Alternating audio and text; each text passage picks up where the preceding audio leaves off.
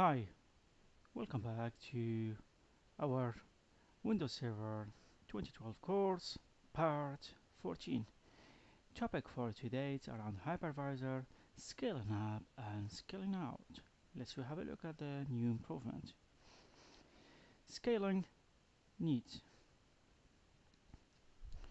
The use of virtualization has gained widespread acceptance as a means for lowering costs through consolidation of multiple server roles, typically hosting, utility, and productivity applications.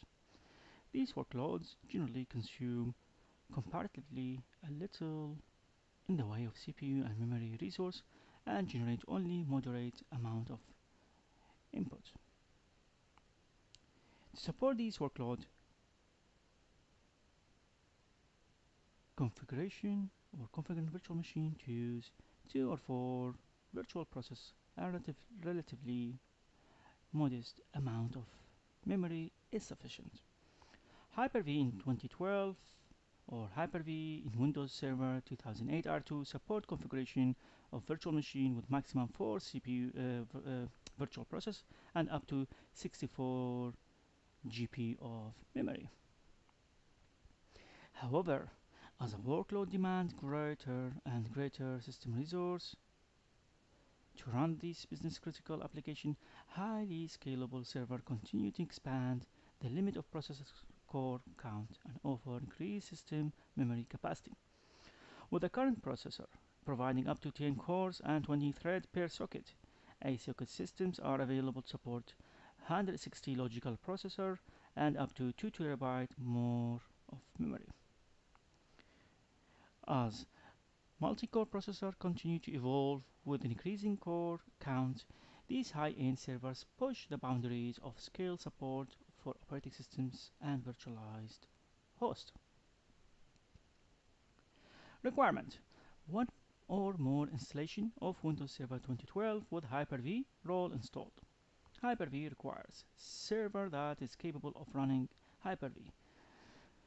Specifically, it must have processor supporting for hardware virtualization or slot. The number of virtual processor that may be configured in virtual machine depends on the number of processor on a physical computer. You must have at least as many logical processor in the virtualization host as the number of virtual processor required in the virtual machine. For example, to configure a virtual machine with a maximum 32 virtual processor, you must be running Hyper-V on a virtualized host that has 32 or more logical processor. Technical overview. Hyper-V in 2012 server support running on large server system and enable the virtualization of high performance scale-up workload by including the following changes and features. 1. Increased hardware support for the virtualization host. Hyper-V support running on host system with up to 160 logical processors and 2 TB memory, which ensure compatibility with the largest scale-up server system. Support for larger virtual machines. Hyper-V support configuring virtual machine with 32 virtual processors and up to 512 GB of memory, which is a significant increase from previous versions. NUMA support in a virtual machine, non-uniform memory architecture, or NUMA is a computer architecture used in multiprocessor system in which the time required for processor to access memory depend on the memory's location relative to the processor. With NUMA, a processor can access local memory attached directly to the processor, faster than it can access remote memory, local to another processor in the system. Modern operating systems and highly performance applications such as SQL have developed optimization that recognize systems NUMA topology and consider NUMA when scheduling threads or allocating memory to the task to increase the performance. Projecting virtual NUMA topology into virtual machine enable optimal performance and workload scalability in large virtual machine configuration by allowing the guest OS system and applications such as SQL to leverage these or their inherent NUMA performance optimization. The default virtual NUMA topology project into Hyper-V virtual machine is optimized to match the host NUMA topology. Last is the technical overview around supporting for SR IOV networking devices.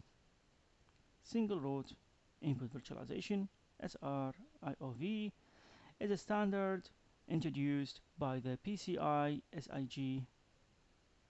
SR IOV works in conjunction with system chip's support for virtualization technology.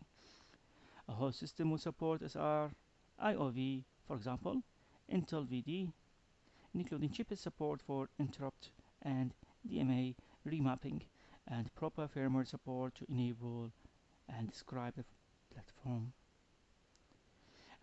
platform of SR-IOV capabilities to the operating systems. How does that happen? An SR-IOV capable network adapter and driver in both management operating system, which run the Hyper-V role and each virtual machine where a virtual function is assigned.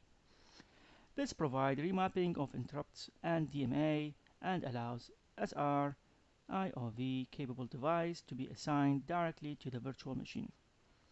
Hyper-V enables support for SR IOV capable network device and allow an SR IOV virtual machine or virtual function of a physical network adapter to be assigned directly to the virtual machine. Last, this increases the network throughput and reduces network latency while also reducing the host CPU overhead required by processing network traffic. That's all what I have for you today. Hopefully you've learned something useful, and I shall basically see you at part 15 of our course.